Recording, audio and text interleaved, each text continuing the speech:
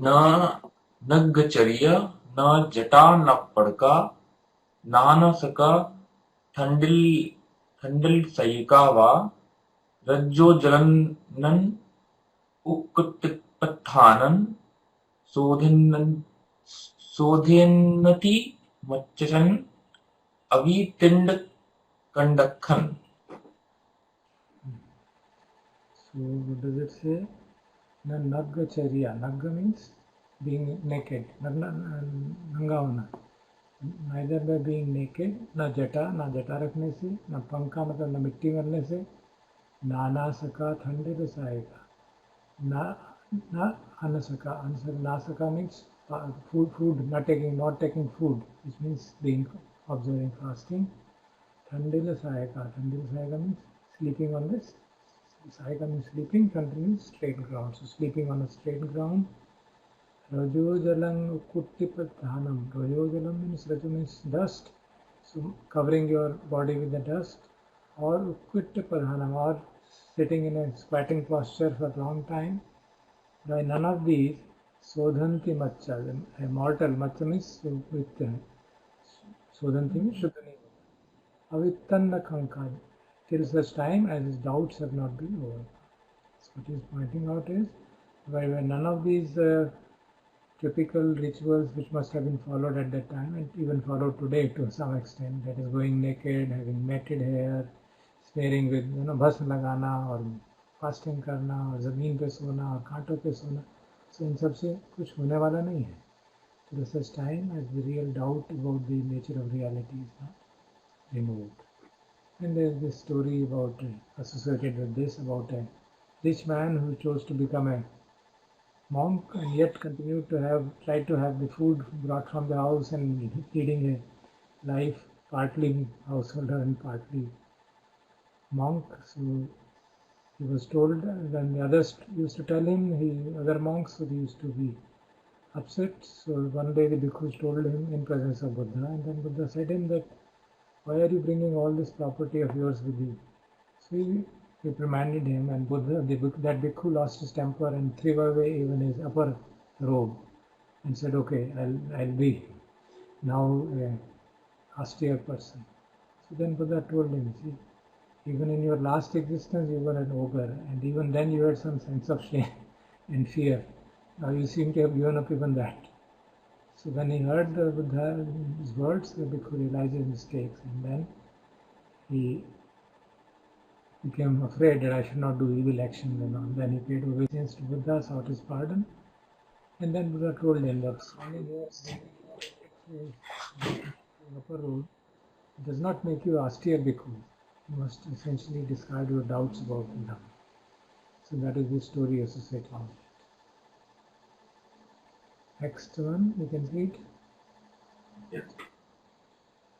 Alankato chepi samam chare, santo danto niyato brahmachari, sabesu bhutesu nidhai dandam, so brahmano so samano na bhikkhu, sa bhikkhu.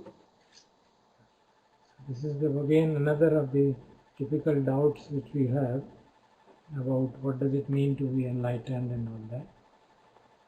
So alankato means alankrit bhihu. If he is ordained, if he is having adorned with ornaments and very good dress, chepi samam chareya.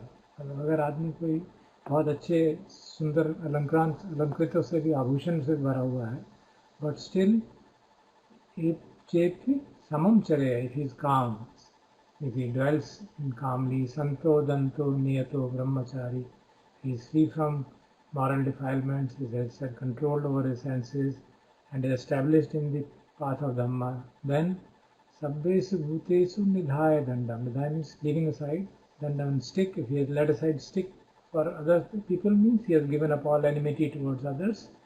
So brahmano, so samano, so bhikkhu. So that person is indeed a brahmana, a shramana, and a bhikkhu. So it does not matter whether he has put on the robes of the bhikkhu or not. And the story associated with it is quite interesting, because it is about a minister of a king, Prashanjit, returning after a big fight in the border. And obviously the minister must be adorned with all kinds of ornaments and very lavish dresses. and he had enjoyed himself for days together with dancing girls and all kinds of things which you can associate with them. And then on the seventh day, when he got just fed up with the whole affair, and he noticed that one of the dancers was entertaining the minister by trying to keep trim by dieting. She suffered a stroke and died immediately. So this minister was shocked and deeply distressed. And then he went to Buddha to remember him that he can solve my distress, and went there and related to him about his anguish. And then Buddha told him, you see, you come for help and you come to the right place. And then he gives him the simple usual discourse and tells him that tears you have shed due to death of this dancer throughout the rounds of rebirths is more than the waters of all the oceans.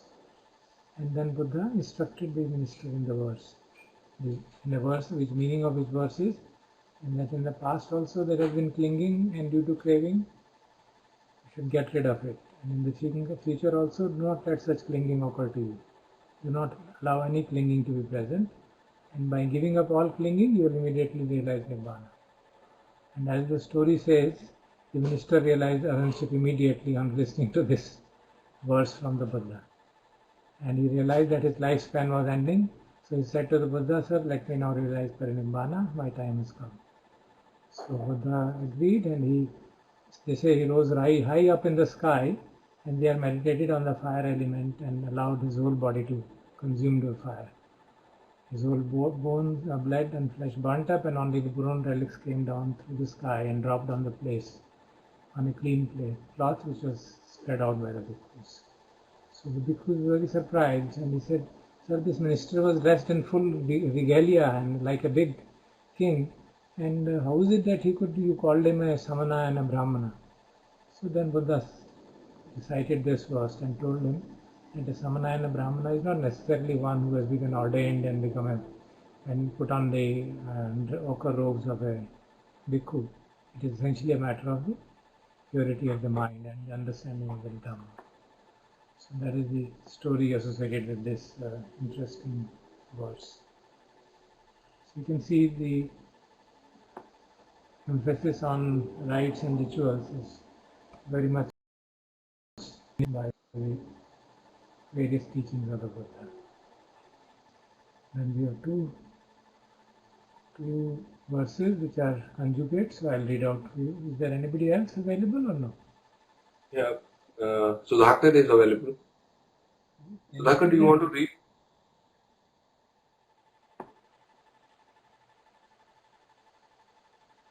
Can you see those verses? The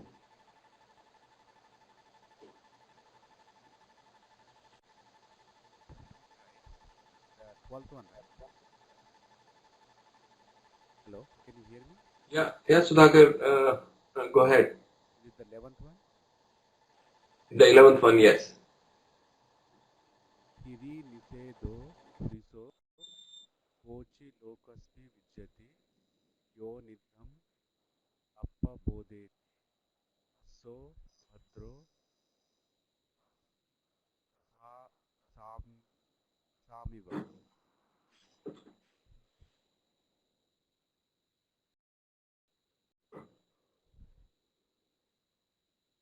Hiri nisedo puriso kochi lokasmi vijjati yo nidham appa bodhet so bhadro.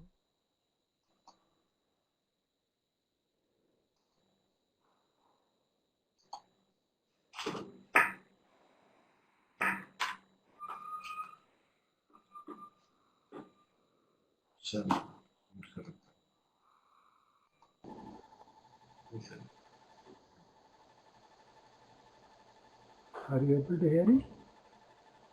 Yes, sir. Yes, sir, we can hear you. Oh, Him, Sudhakar, we can't hear. Oh, Hiri nisedo Is Sudhakar reading the verses or puriso. should I?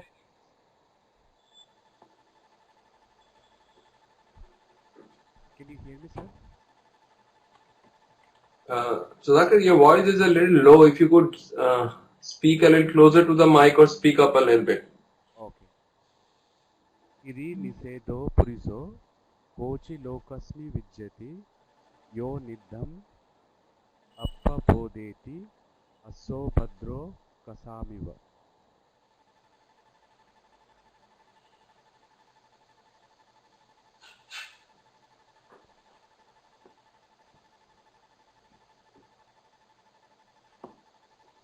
Sir, can you hear us?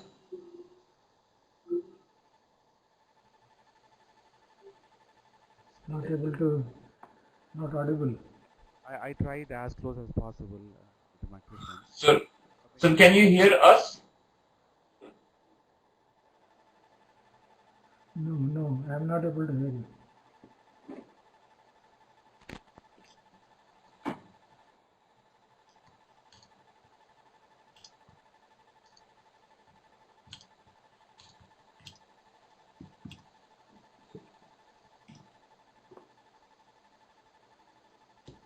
Yes. Okay. So, Okay, then we can read. yeah, go ahead. Sir, also you wanted to read, sir. Let's. Okay, I'll go ahead and read it, okay? Hiri nisedo puriso kochi lokasmin vidyati yo nitham apabodheti asso bhadro kasamani. Is the one first one, and the second is asso yatha bhadro kasana vitro atapino samvegino bhavat श्रद्धाय शीलेन च वीर्येण च समाधिना धम्म विनिश्चयेन च संपन्न विद्यचारण प्रतिशता जय सत्य दुःखमिदं मनपक्कम्.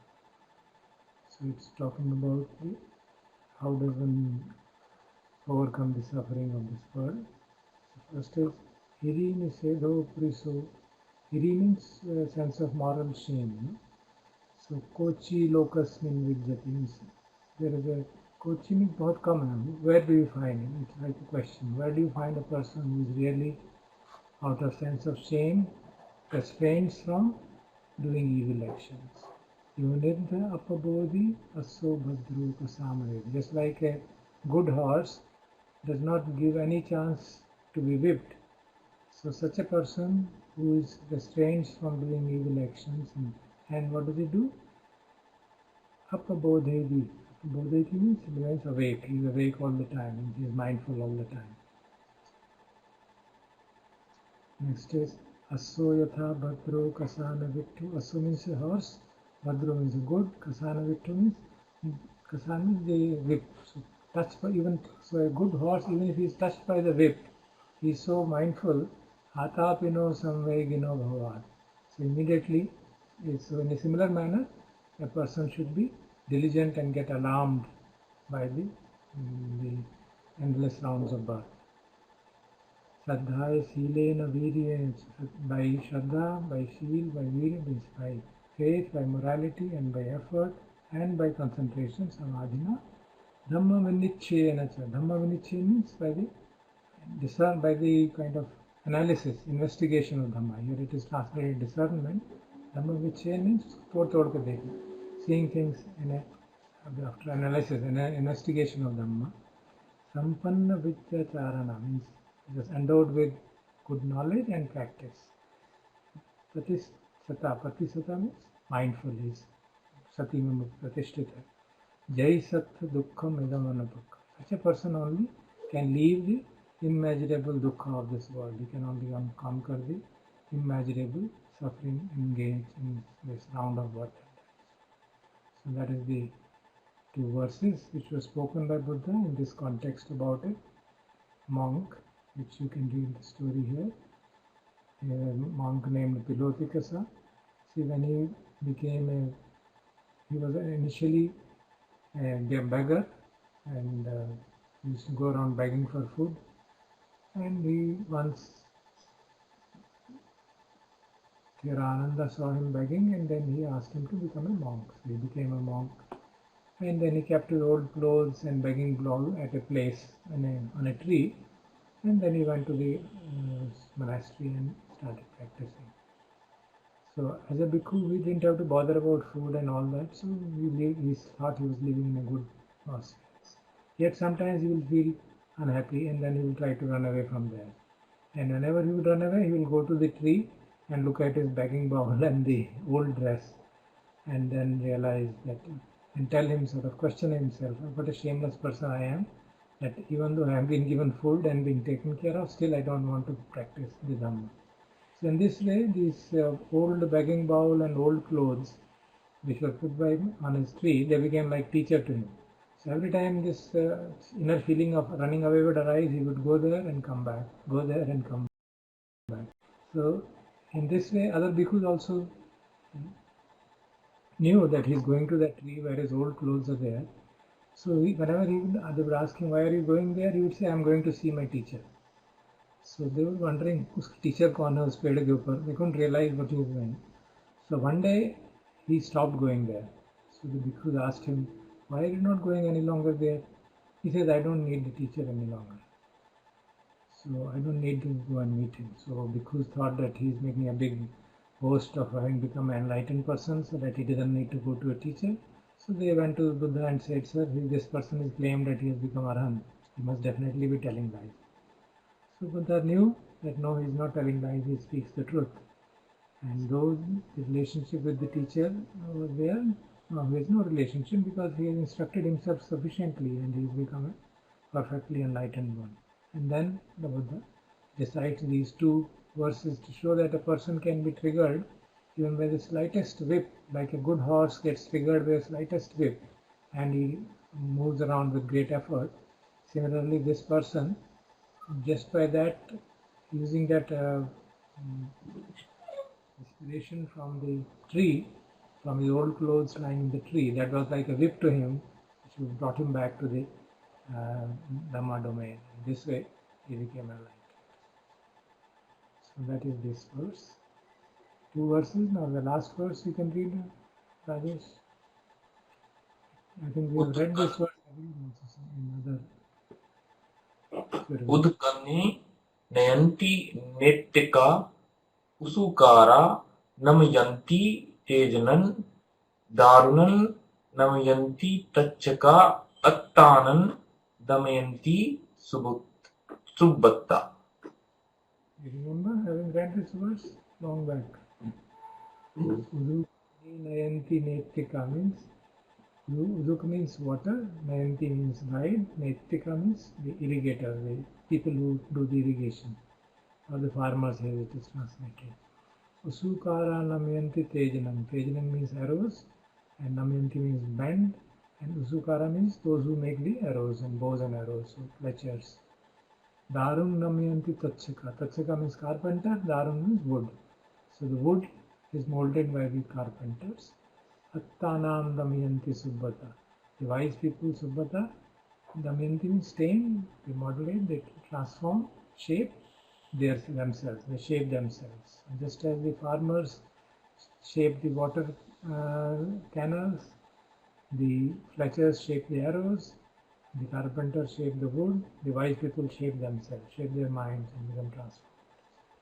And the story, I hope you remember, about that small 7-year-old boy who was made Samanera by Thera Sariputta, and he was going along with him, with Sariputta, to the alms round when he saw these things. He saw a farmer irrigating the field, some fletchers straightening their arrows, and carpenters making cart wheels. And seeing this, he asked Thera when these inanimate things could be guided to wherever one wished. And he said, yes, it will be possible to do so. Then the young Samanera thought that if it is possible that even inanimate things can be shaped, why not I shape my mind? So he went back to the monastery, shut himself in the room and practiced meditation. And that same day, the small young boy attained the arahantship. He became a fully enlightened being. And the story in the other case we had read about Buddha sitting on the door of this hut, waiting for him so that nobody should come and disturb him, because he could realize that he was going to become an arahant on that day. And Sariputta actually comes back and he finds Buddha standing guard at the hut of this young boy. And he tells him that wait, he will become enlightened fully. He is due to become enlightened. So then, this verse was recited by the Buddha. So when the Buddha was asked by bhikkhus how is it that he sat on as a gatekeeper for this young boy, he told them that when a person practices Dhamma earnestly, even Devas give protection to him. And I myself therefore kept Sariputra at the entrance so that this young boy could not be disturbed. So that is the moving story associated with this verse. Okay. So that's it. Now over to you, Rajesh.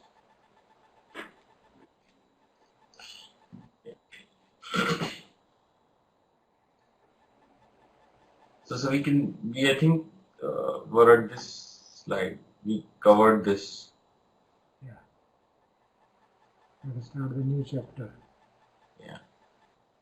So looks like Akhilesh could not join from Pune, but I wanted to bring this correlation between what Rodney Spitz calls the pain of contraction with Eckhart Tolle's pain body.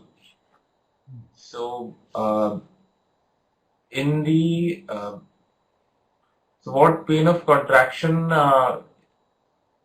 is generally referred by Rodney uh, is the suffering that comes when we start to identify with self, and actually it feels like we are contracting ourselves uh, to an image, or maybe contracting further to an opinion, or maybe contracting further to an emotion.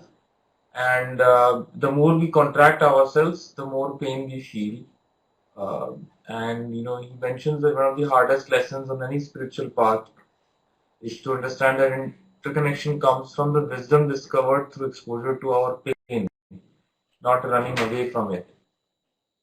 And this is the same thing that Dharsar mentioned a couple of weeks back about the way out of suffering is to go through it and not look away from it. So I think this is I have found this is very very crucial, because what generally happens is that and we discussed this last time when Deepak was asking this question. We start by the motivation that we want to come out of suffering, but and we stick to it literally. And when the suffering is there, rather than trying to investigate the cause of suffering, or going to the root of suffering, we want to find out a simple way to end it or run away from it. But I think, as Rodney mentioned, the hardest lesson is actually not running away from it, but to go through it and see its true nature, which we will find that uh, is the suffering itself is untrue. As soon as we go through it, it seems as you're going through a mirage.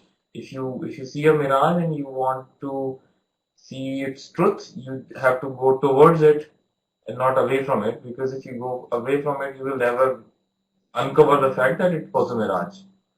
If you go towards it, you will see that it was not there at all. And that's the wisdom that comes from going through the suffering. And going through the suffering not from a point of view that it will go away, but from a point of view of finding its true nature.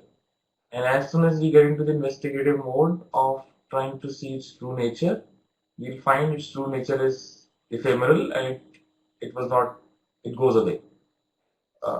And it was kind of a mirage. And in discovering the origin of suffering, when we go through it, not again, I think it's important that when we go through it, we don't go through it with a enduring point of view or a willpower point of view, that the way out of suffering is to go through it. So I have the willpower and courage to go through it. So let me make myself strong and go through it. I think it is again coming from the fact that you believe that you you have taken the concept literally, that the suffering will go away if you show enough willpower. Uh, in discovering the origin of suffering, we uncover how the self is created, because the suffering and the self are two different, sides of the same coin, and we uncover how we created this self temporarily, and we created an image out of in this self, and that image is causing a suffering, whether it is unfulfillment of something that we wanted, or the desire for the image to get something more, but it's all around the sense of self that we created. Uh, Another interesting quote that he mentions was that everything that we need is present in our mind. It's just that we generally refuse to listen, because our conditioning is to move away rather than towards the unpleasant. And the spiritual journey is to relearn it. Is to relearn it means, if you encounter suffering, how do you respond? We generally respond by all strategies that are taking us away from it. Whether a strategy could be we remove the circumstantial cause of suffering, which is what most of us do, which is optimizing the life, where you say, okay, the suffering, intellectually we decide the suffering is caused by this, and let me remove that cause, and the suffering will go away. But the conditioning is to move away from it. If you can't, then we try to divert ourselves by watching TV, or thinking about something else other than what makes us suffer. Um, or we just give in. We become too overwhelmed, and we give in, and we say that it's no good thinking about it, and I this is going to be there, and let me just accept it. Not in the sense of really accepting it, but by giving in. Though internally you want the suffering to go away, but at a practical level, because you believe you will not be able to handle it, so that's a give up attitude, which you can have for suffering. But all of them have a source of a conditioning where we want to move away from it. But if you relearn, uh, and if you encounter suffering, you move towards it to see its true nature. That's the relearning that Rodney is talking about.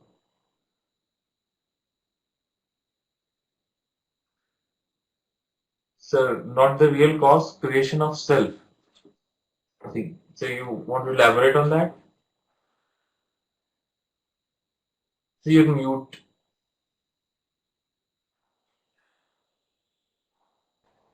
I know that we try to remove the Yeah. cause. So somebody will, if you remove the cause, then why should this suffering not end? That's why I added the word. We usually try to remove the Yeah. apparent cause, because you're not able to Right, connect sir. it to the Right. So circumstantial cause, which is, yeah.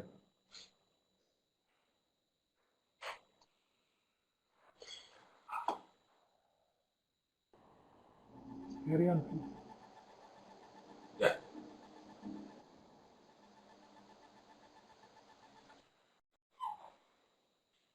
So sense of self only knows how to handle problems and proceed using its story, which is composed of thoughts and emotions that have formed around past failures and success.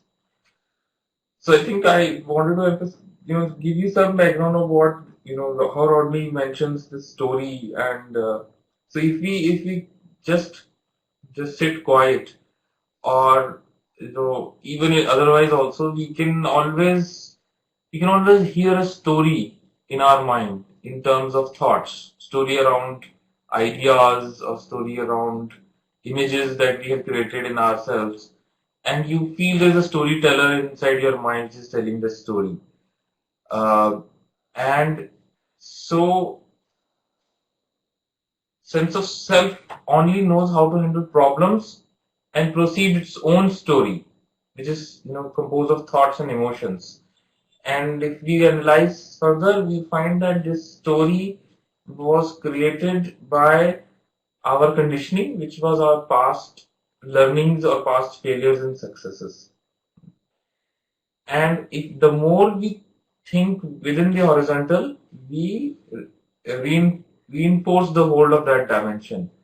The more we try to strategize, the more we try to optimize using the thoughts or using the same story, that is the problem. We reinforce it.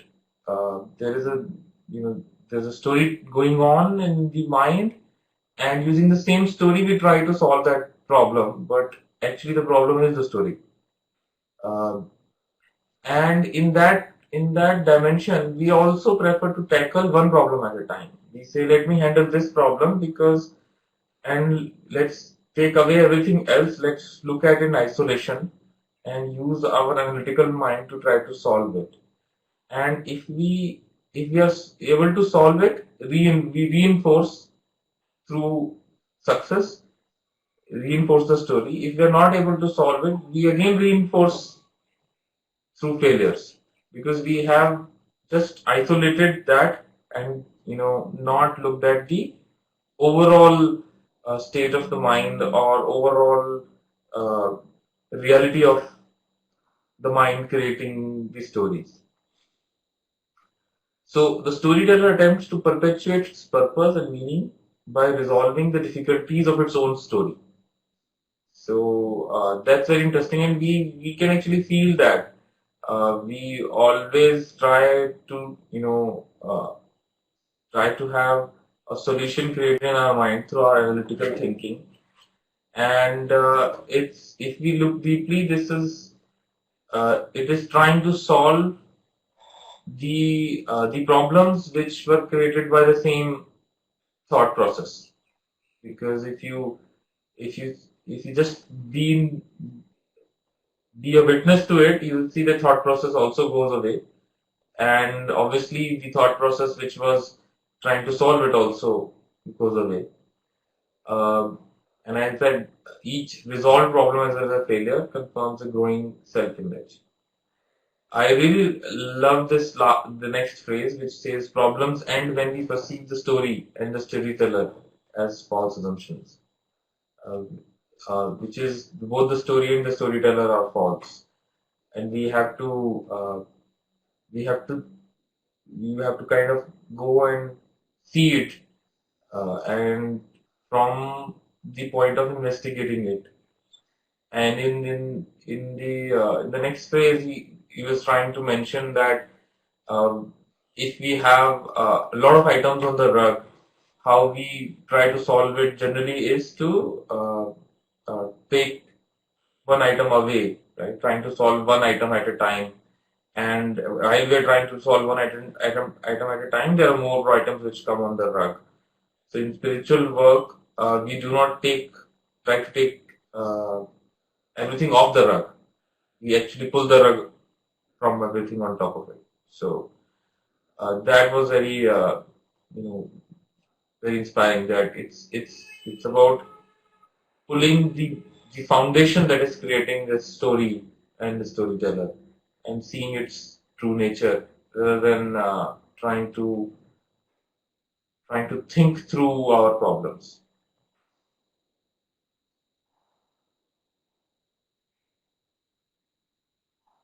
Is there anything you want to add, sir? So you're I think it's quite clear. If there's any need, we can discuss. Otherwise, I think it's quite obvious and quite clear that the attempt to remove our cravings and aversions one by one is quite a long process and probably unending, because each time we remove some craving and some aversion, irrespective of whether we succeed or fail, we add more problems into the repository because of the sustenance of the self-image. So this point, each resolved problem as well as failure confirms a growing self-image, in my opinion, very, very crucial. Because it is the self-image which is the basic storyteller. So if the storyteller is alive, the problems will not be solved. Because we'll build up good stories for this. So we need to really, of course, it's quite, intellectually it's quite obvious, but it has to be done. And that's where the real task lies. At the inferno, when there is there, we sit in the inferno and figure out what's going on there. It's a challenge. The very basic idea of the first noble truth is this: suffering should be understood.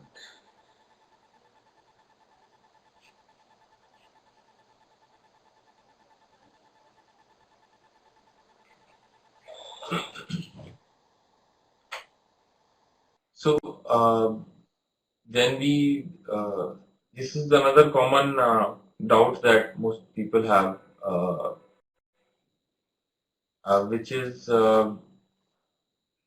if I don't respond, I'll become passive, vegetative, and will be rolled over.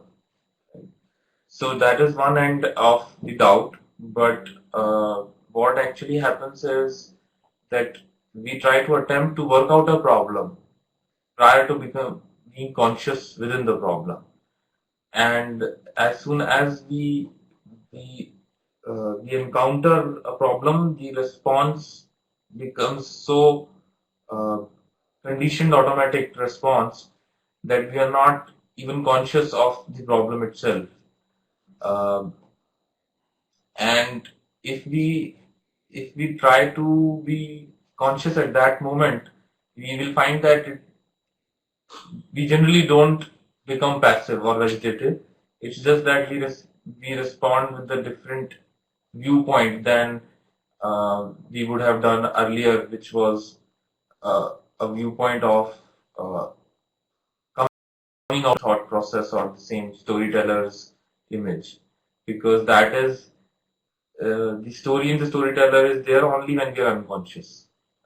As soon as we are conscious, those becomes another objects of our attention, and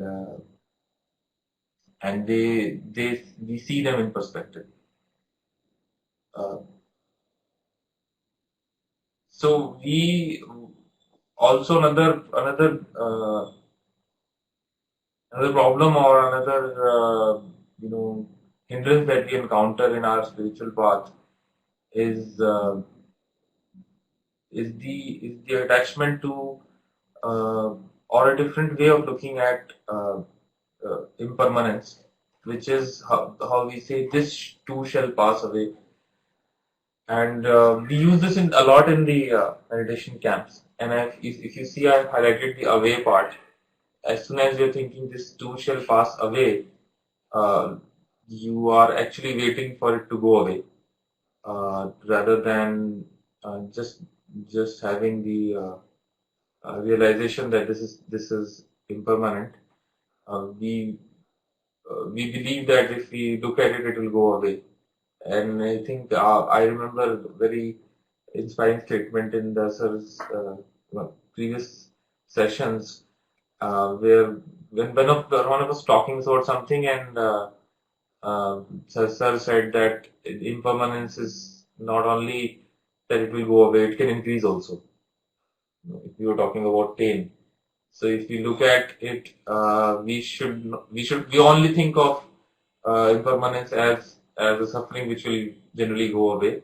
If it is impermanent, it can actually increase also with time. So if we see both of these used as the equivalent to each other, then that is the right way to look at it.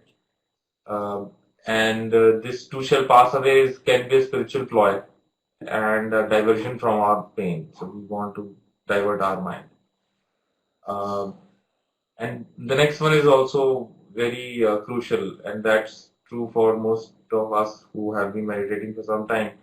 And rather than trying to uh, use our intellect, the worldly intellect, we start to use our spiritual intellect, and we start to use the spiritual concepts, and in the same worldly manner as we use the other material concepts, and try to put them to solve our difficulties, or come out of our suffering. And by using things like this too shall pass away, or other uh, other items, like as we discussed a couple of times back, if you have suffering, if your immediate response is that, see, I'm suffering, and I need to watch my breath or watch my sensations. If there are from a view of that, as soon as I do this, it, suffering will go away. Um, then it may be a bit better, but it's almost as good as diverting your mind to something else, and that's like trying to get over a difficulty with visual intellect. Um and the next phrase is also very powerful. Pain needs our understanding, not our tricks. So he's talking of the pain of contraction, the suffering. It needs our understanding. We need to respond it uh, with the view of understanding, not trying to use X trick or Y trick that we learned in the world or we learned in the spiritual path. It does not need any of those tricks. It just needs our understanding. And the next phrase is the same one that I think we discussed last time also, when we said that we have to go through the pain. To see the pain as empty, we need to enter the very heart of the pain itself. The only way to end the struggle is through the screams and fears that promotes its reality. Uh, it's Now, if you look at it, it's it is not with the idea that if we go through the screams and fears, the pain will go away. It's the idea that the pain is not there. It's a mirage, and the only way to look at it is to go through it's the very heart that is painful, that is promoting its reality. It's saying that it is real. It is real. Unless we go through it and go through with the very attentive mind, uh, that's the only way. As Reddy says, is to end the struggle. But again, to say that it's to end the struggle may lead to the point that we are expecting the end of the struggle if we go through it. It's again a paradox there. Awareness informs us of the harmless nature of the pain, the empty nature of the person in the pain, and reveals the story to be untrue as the storyteller. I think that's a very profound statement. Uh, it says that with awareness we can see that the pain that we feel is so painful is actually completely harmless, which means kind of looking at it as a mirage. Uh, Empty nature of the person in the pain, and it basically means that the pain is untrue as well as the person who's experiencing the pain, which means the story as well as the storyteller. We have to see their true nature, and then we will. Uh, that's what uh, the the kind of discovery is. That's what the understanding needs to be developed.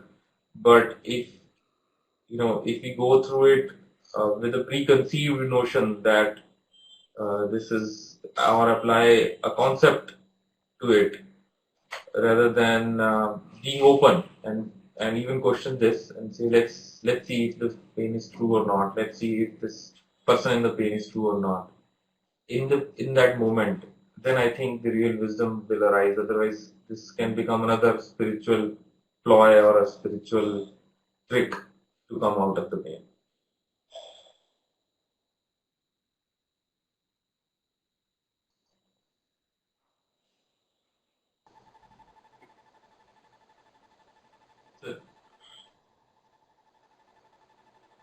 So you wanted to say something? Can you go to the previous slide? Why don't we take some example and understand what we mean? So, Pain signify. For example, let me give an example. The last 2 weeks I'm having acute pain in my teeth. I had to go to the hospital. Now what do I do? What is your advice on seeing the harmless nature of pain, empty nature of person in pain? so, sir, I think there are the pains at couple of levels. One, this pain that is the primarily is being talked about is the pain of the contraction, pain of or the mental pain that we put on top of the physical pain.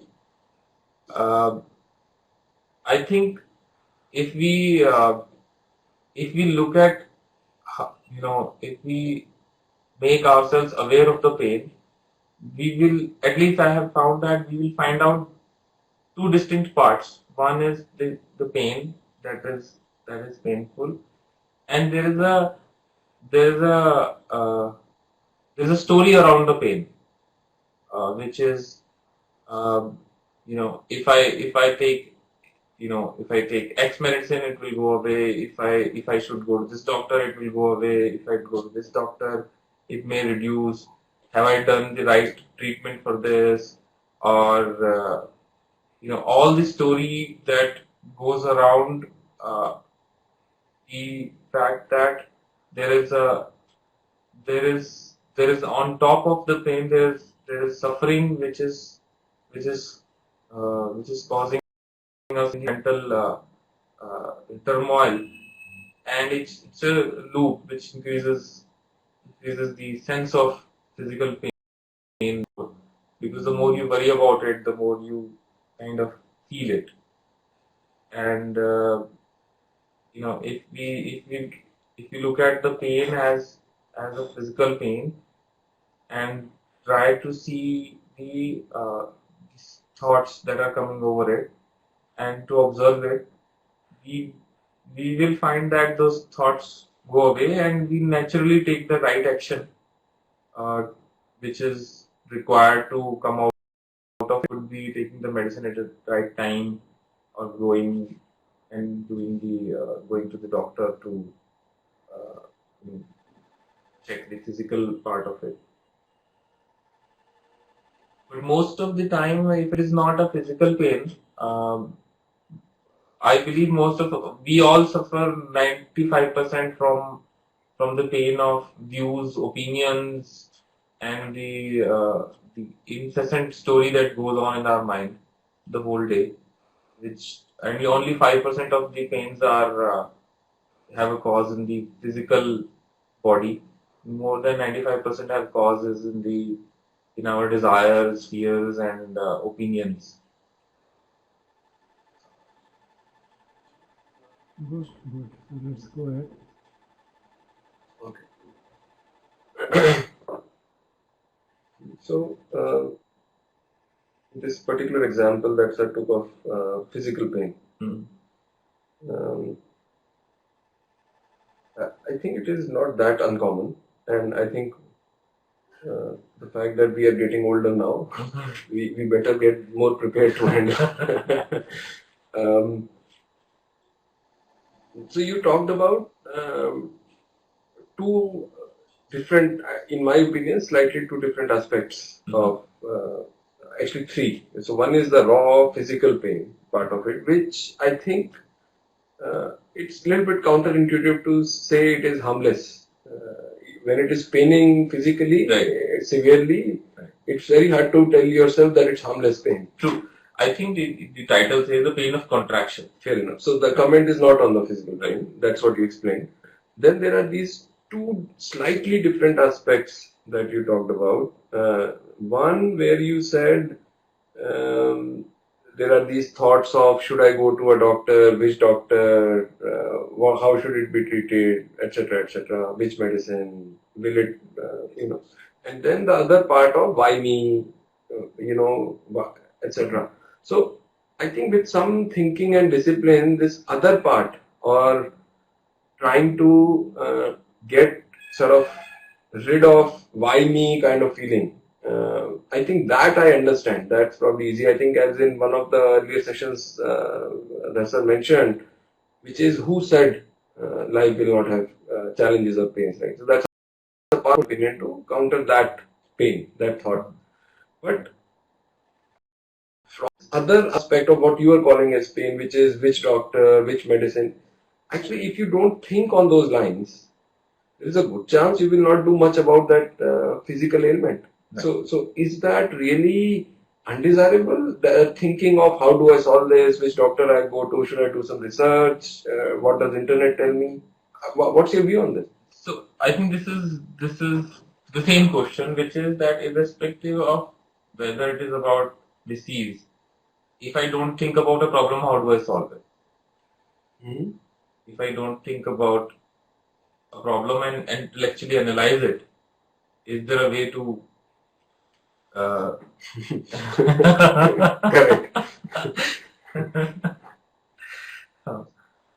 So yeah, yes sir, this is much bigger problem. There's another pain, sir, on top of it. So Even if you try to find where to go, you don't know where to go. And you can't talk to the doctor, you don't know what to say.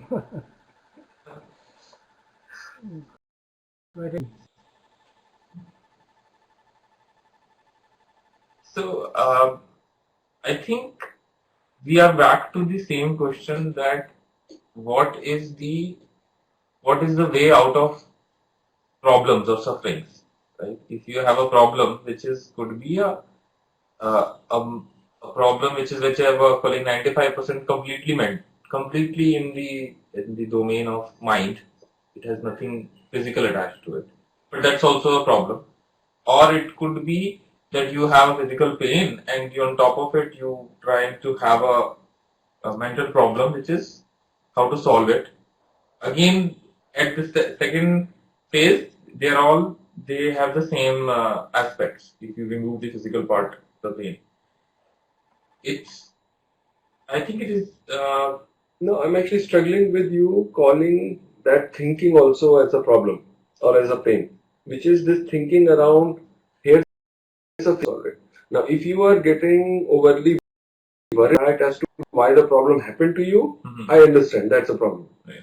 But to think rationally and calmly about how to solve this physical ailment, Right. at least to my mind, doesn't look like a problem. It is so that per se is not. It is what. Okay, so I think it requires a different angle. For example, from where is this thinking coming from? If the thinking is coming from a sense of self or a sense of controller inside me uh, who's trying to make who's trying to solve this problem, right? And who's there is a business person, I and you take that thinking personally. Right? But if you don't take that thing personally, if you back off, the rational thinking will still happen.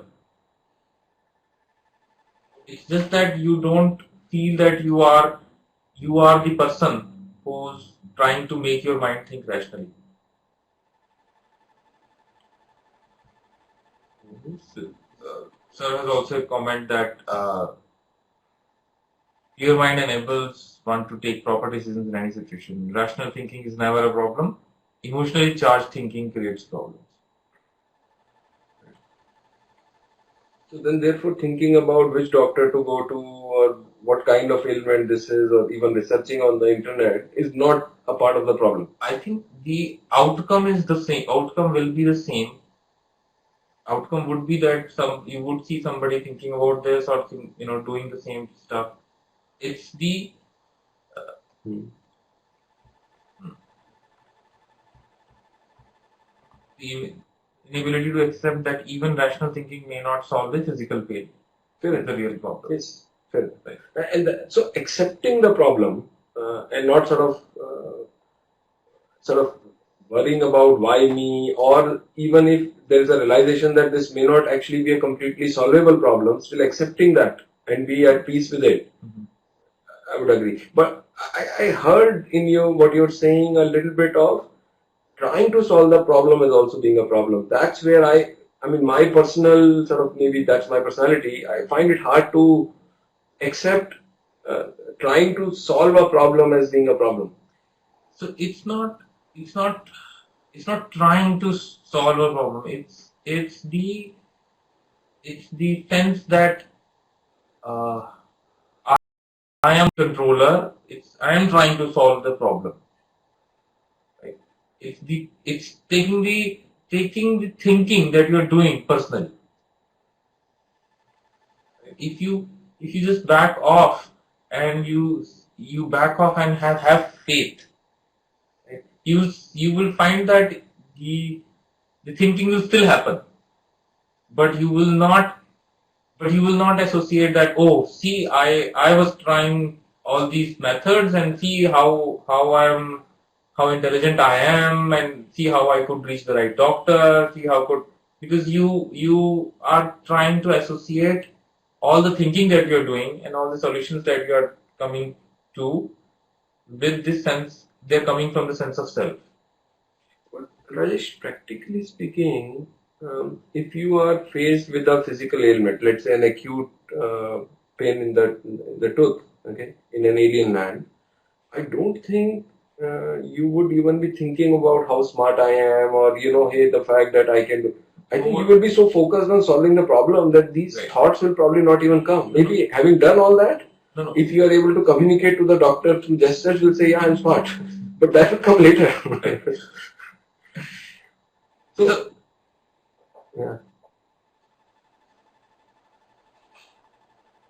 All I'm saying is, I maybe either I don't get you, I or I feel that this this natural instinct to try and solve problems is something that you are little. I mean, the way you're describing it, it's not, I would say, very clear to me whether you consider this attempt to solve the problem as a problem itself. I mean, some of the language that you used on the slides earlier seems to suggest that there is some problem you see even in that, and that's what I am not able to identify.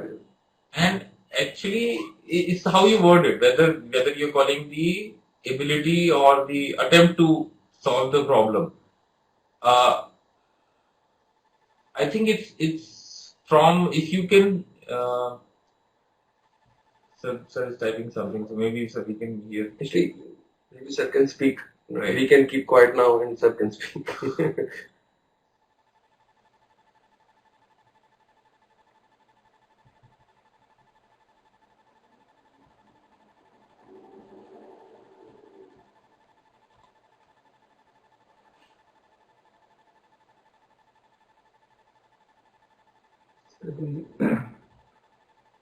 The difficulty is when we have a expectation about a particular kind of result, and then we have an perception that the situation in which I am should not have been there, and such thoughts do come to your mind. So one has to see through that and accept that this is the real situation at the moment. So as far as to solve a problem is concerned, by itself that is not a problem. The problem lies in the hidden motivation behind those attempts. If you take it, for example, looking at the child is ill and you have to solve, you have to take him to the hospital. Obviously, you try and think, why I should, if he is ill, I should find a good doctor for the pediatrician for him, isn't it? Definitely do that and try to locate which is the good one within the limits. Now, one can get into the complication that in spite of doing best, you are not able to succeed. So that is where the problems begin to happen. The rest of the time, as long as we are working in a purely non-expecting mode, in a manner of using the rationality and intellect, there's never a problem. The problem happens when we don't get the due results, and then we begin to have doubts. मैंने ठीक से सोचा नहीं, ऐसा कर लेता तो अच्छा होता, इसकी जगह दूसरे डॉक्टर के पास ले जाता तो अच्छा होता, अमेरिका ले जाता तो शायद और अच्छा होता. These kind of questions crop up, especially if the failure is stark. I remember when my elder son was ill and he finally passed away. I had all these questions thrown at me by my well-wishers, not my good friends. ऐसा नहीं ऐसा कर लेते, ऐसा नहीं ऐसा कर लेते. So, in spite of your being anchored and trying to handle things as best as you can, when these questions are thrown at you, you get absolutely shaken up. The what if is always there. So it is there that the understanding of our own limitations, acceptance of our own limitations, acceptance of the rationality, acceptance that, okay, this is the amount of intelligence I had at that time and this is the decision I could do. And that's the way things have to be. What can you do? Because if that's what is meant by doing things impersonally. Doing with whatever abilities we have, we do a thing to the best of our abilities. That may or may not be sufficient to solve the problem. And then we should be able to accept it. To be able to accept that the problem is not solved and it has had a grievous result or a very harmful, apparently harmful result, that is where the crux of this issue of interconnection comes in. Because if you take things personally, then you'll never be able to get out of it. If you understand things as an interconnected web of interdependence, then we know the situation can get wrong or right just anywhere, by any small influence anywhere. The doctor who was treating my son had a bad day the previous day, and next day he couldn't give his best to the treatment of the son. Or he did an operation and he couldn't do as good as he would have done otherwise because he had some problem of his own. So such things can happen always, which are totally beyond our control. So accepting the limitation of our control is one of the very important facets of giving up self-notion. Because self-notion is associated with I can do it, I can control it, I can control the outcomes of whatever I want to do. So those are the subtle ways in which the self operates, and the nature teaches us to see through that through various conditions which we come across in life. So of course language has a problem, so you may not be using the most appropriate word because appropriate words may not be possible. But the understanding is that we need to accept that not all problems can be solved. And we also need to accept that we should not give up attempts to solve them, even if they cannot be solved. So it's like a play, a drama, in which we know that outcome is assured that the hero is going to die at the end, but all the actors will take him to the hospital anyway. So we can keep that as a kind of metaphor, that we do our part of the play as well as we can to the best of our ability.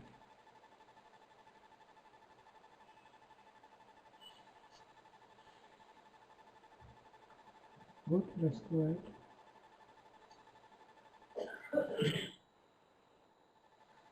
So, I mean, this chapter or this section, Rodney took an example of finding the going through the pain of contraction coming from the judgment. We always judge each other, or we judge situations, we judge opinions. He said that when you find yourself judging, be aware of it and go deeper, as was discussed. We go deep through it. In the relaxed attention, you will find that the judgment is being fed by a painful state, which is this feeling of inadequacy.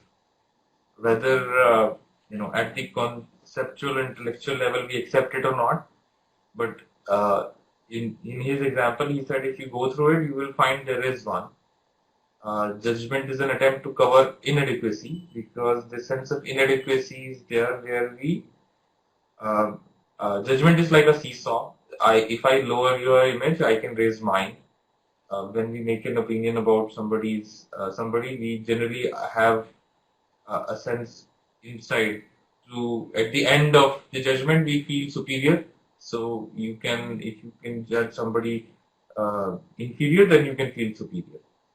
The truth of my inadequacy has made me, the sense of me, dependent on others for my sense of well-being. If the people judge me as in high manner, then I feel adequate. If they judge me in low manner, then I feel inadequate.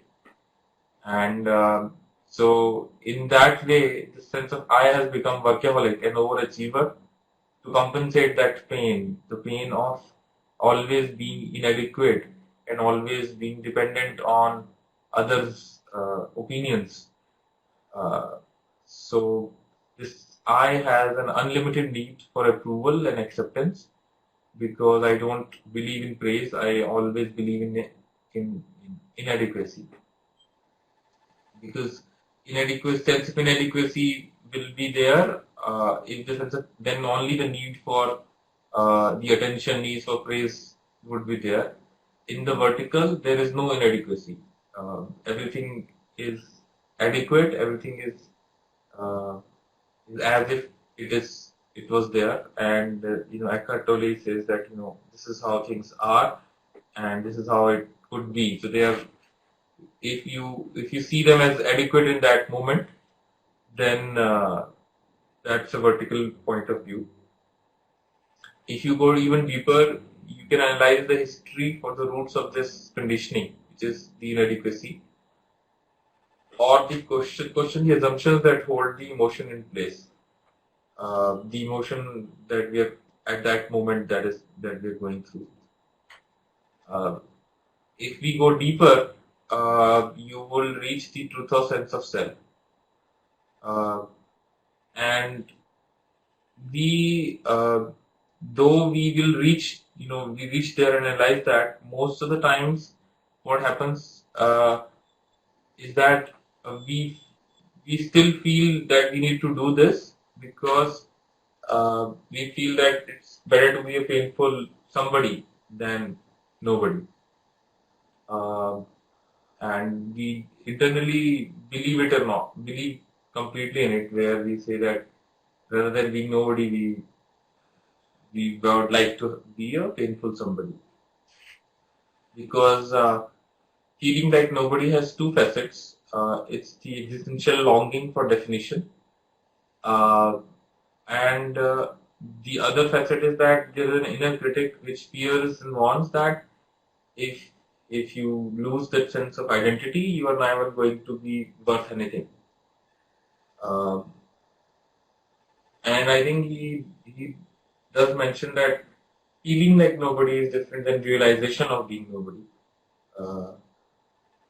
And the real crux is in the realization of being nobody. And faith, not willpower, guides this step. And this is not the blind faith, like God will catch us. Again, there is a sense of self that I am being caught by somebody else. But the recognition that there is nothing left to become. That's when the realization of being nobody comes. And this can only be done in the immediacy of now, at the juncture of horizontal and vertical.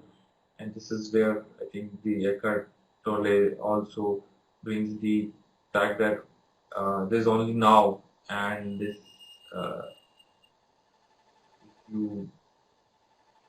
that's the only moment where you can really have any sane understanding or wisdom. Everything else would be a play of thoughts. I sent you an email, Rajesh, just now, in which there is a link to a short talk by Eckhart Tolle. It will be good if you see that. It's about 15 minutes. We can Sure, use it. sir.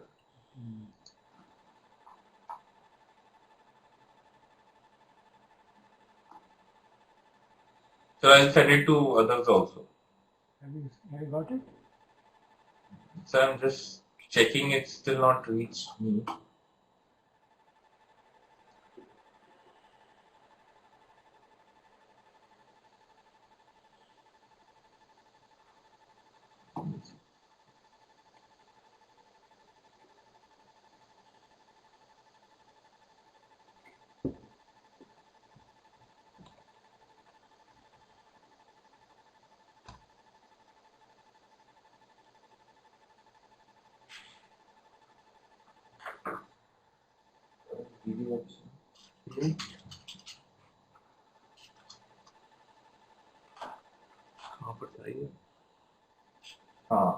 Yes, sir, I got it. कौन से browser में था? Safari. Safari में था. Why don't you open it and play it here itself? Sir, on Connect it will not come nice because the video. Try करें? Share screen करके हो जाएगा. Share screen हो जाएगा? हाँ. You play it in your browser and share it. Right now you're sharing your screen, ना? Right. अभी तो आप स्क्रीन शेयर कर रहे हो ना? नहीं, अभी तो वो कर रहे हैं हम. डॉक्यूमेंट अपलोड कर रखे हैं. We can share our screen. You can do that.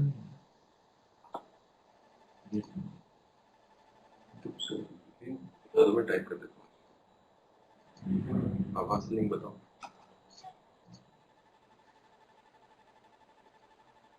आ गया.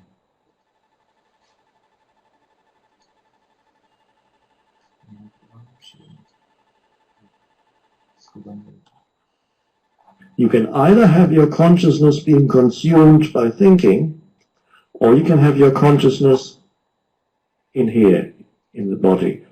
So most people's lives are consumed by their mind. It burns up their life energy uselessly. You lie in bed,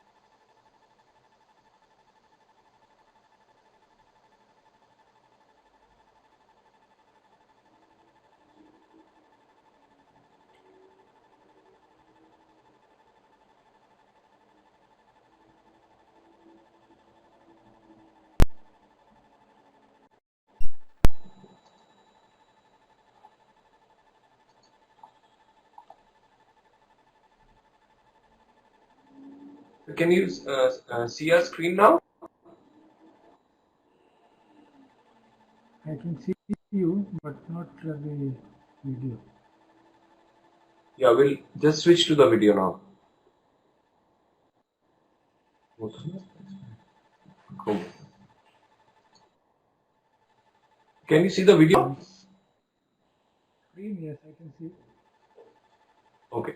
Video is not all going around in circles. If you could exit even for a few minutes and find stillness, because that is the entrance into inner stillness, when you leave identification with the conditioned mind.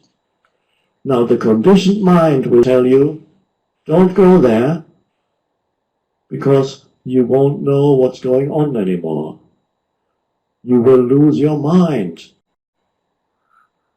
Not true. It is only if you are connected with that you can use your mind in a fresh, creative and constructive way. So if you can sit here and feel, yes, I am alive, feel it as in the background, so to speak, and at the same time you can listen. There's an aliveness here. You're getting closer to who you are than you ever are when you identified with the story of me. You're stepping out of the story to deriving your sense of self from telling yourself, dwelling mentally, continuously on your life situation, which exists in time, not in the now. I'm not denying the existence of time on its own. It's all right. It would be like that only. Okay. Sir, can you hear the audio and video both? Audio and video is coming in as flashes. That's all right, I think. Video It's all right, coming huh? regularly. Right. The audio is quite clear, and video is also moving by fits and starts. It's fine. So, but we can, yeah, so we can complete it, sir. Yeah. Is not able to hear?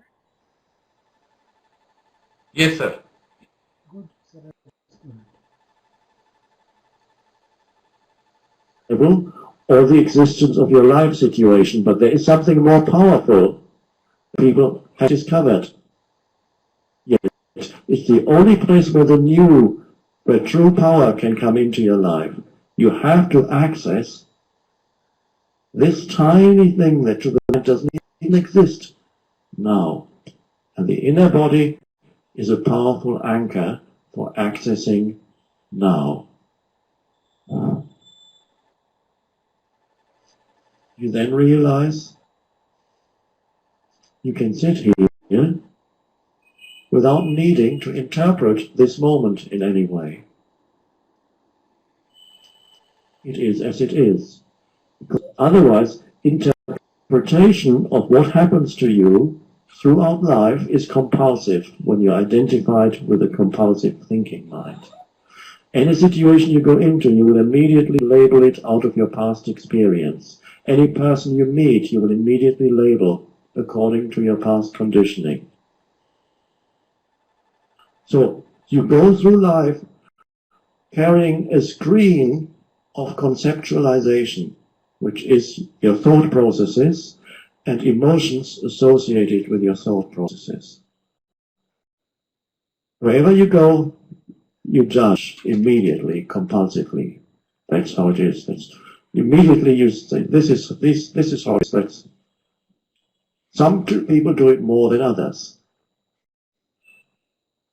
So you are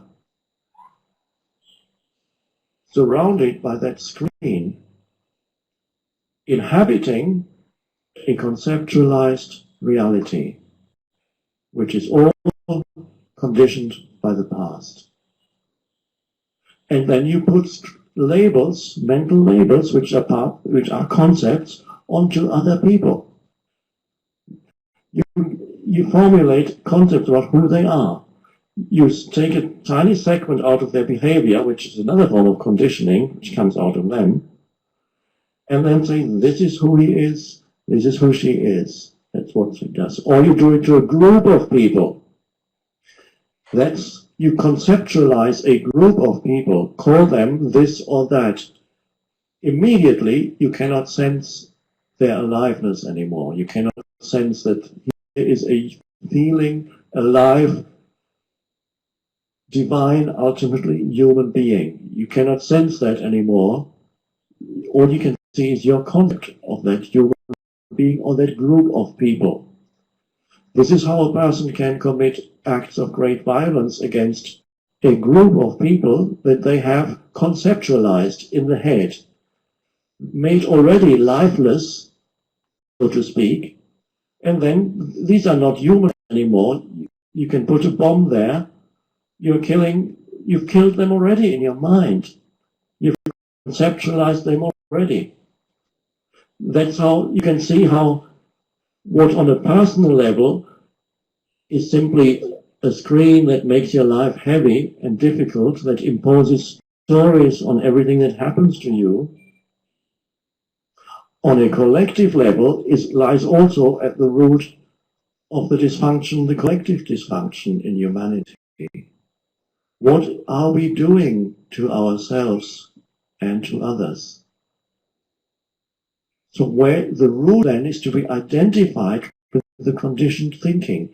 The solution is to step out of conditioned thinking. And the mind says, oh, you can't possibly do that. Who is talking? Conditioned thinking. Feeling the body? No, you can't. I can't feel the body right now because I've got too much on my mind. Who's talking? The mind. So the mind will tell you also when you lie awake in bed, you need to think about this now. If you don't think about this now, it will all collapse. It's 4 o'clock in the morning. There's nothing you can do. You are tortured by your own mind. The body believes that every thought that you have is a reality, that every fearful thought that you have, that you're actually in some fearful situation. So the body is continuously contracted because, oh no, dreadful things are happening right now. Your energy field gets disrupted.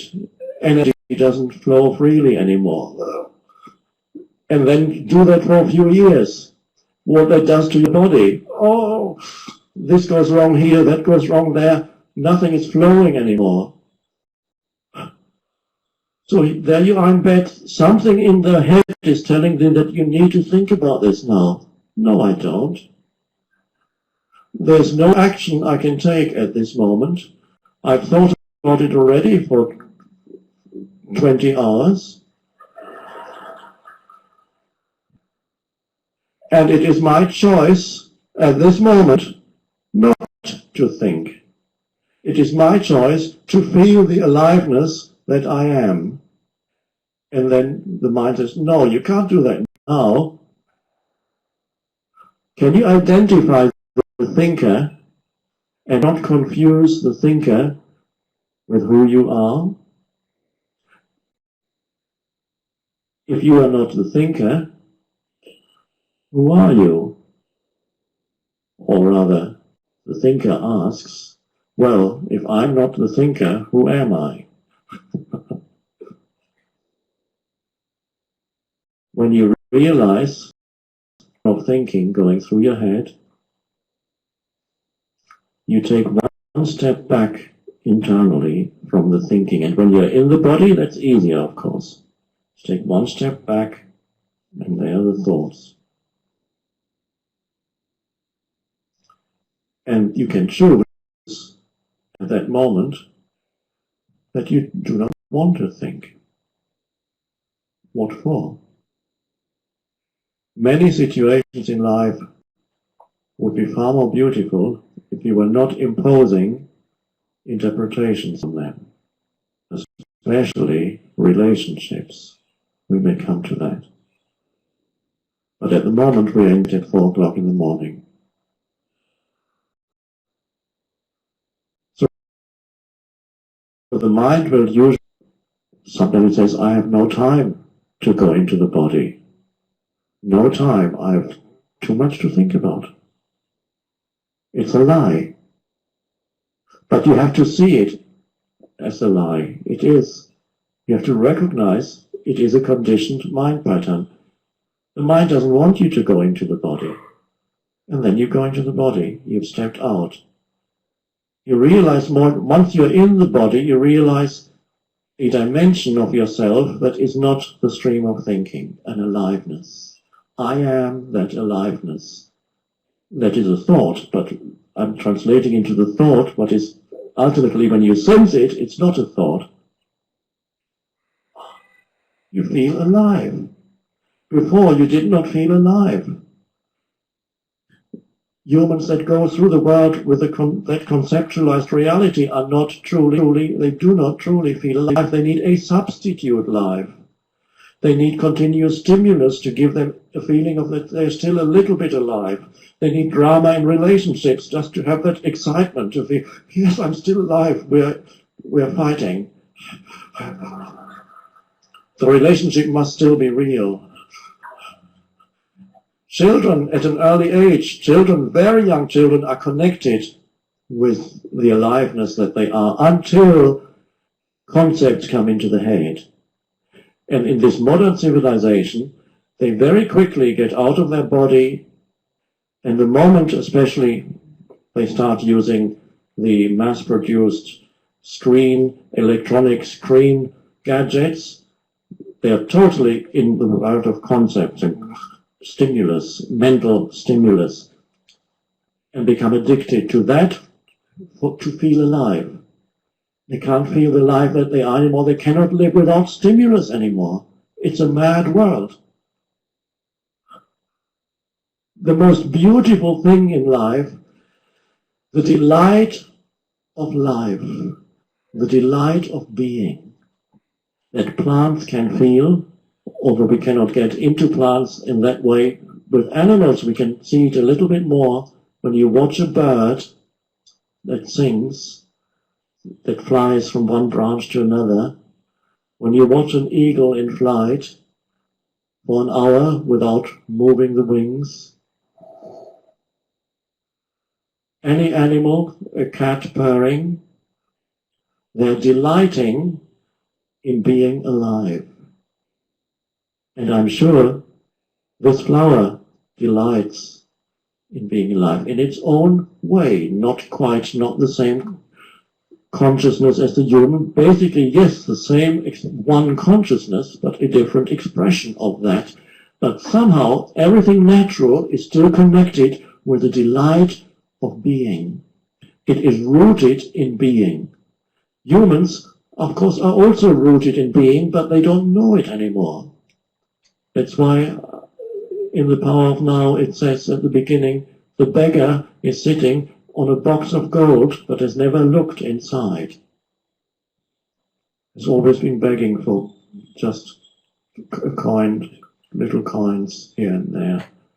And this is what human existence has come to. They have lost the delight of life. And we are returning to that. The beauty is, when you're returning to something, you go to a deeper level than when you lost it. And it is not just the delight of life. There is peace in there. There is also, you are touching the source of all creativity, intuition, realization. True intelligence is there when you step out of the conditioned stream of thinking without losing consciousness, because that is another way that some humans attempt to do. They realize obscurely that they cannot live with this dreadful torture in their head anymore, so they go to drinks. One drink, feel a little bit better. Another drink, much better. Why are they feeling better? The mind slows down a bit. They're stepping out. They're becoming a little bit free of the mental torture. And the third drink, then you feel really great. And you start feeling more alive. And then another one. And another. And another.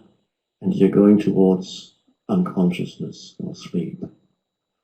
So it gives you a temporary reprieve, a temporary aliveness, because you're getting out of mind, but you are going towards unconsciousness. You are sinking below the level of thought. At first it's beautiful, because even that is better than the torture of the mind.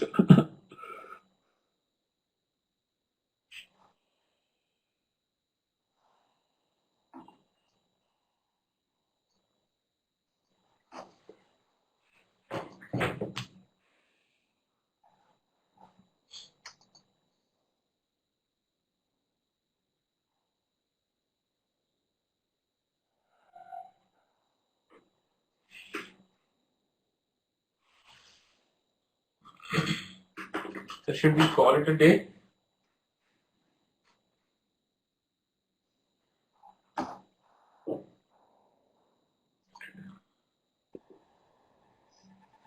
think that should be. Any point you want to bring together so as to weave all the things together, you can say. No, sir. I think we covered primarily the pain of contraction, the what Eckhart Tolle talks of the pain body, and how can we deal with it? How can we look at its reality, and how can we find interconnection with from the pain of contraction?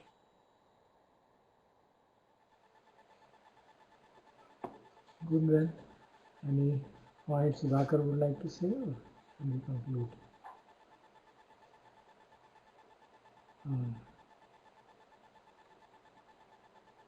Raman, you want to make any comment? No, sir, no further comments from me, sir. Okay, good. All the best. Okay, thank you. Next Sunday I would be traveling, so we will not be able to make it. Okay. So we can now meet on 1st of September. Sure, sir. Sir, did you find the dentist eventually there? Yeah, of course there are dentists, but to find one with whom you could communicate was a task. Then got some things done, some things not well. So there is some processes still going on. So let us see. Sure. Okay, sir. Bye. Good. All the best.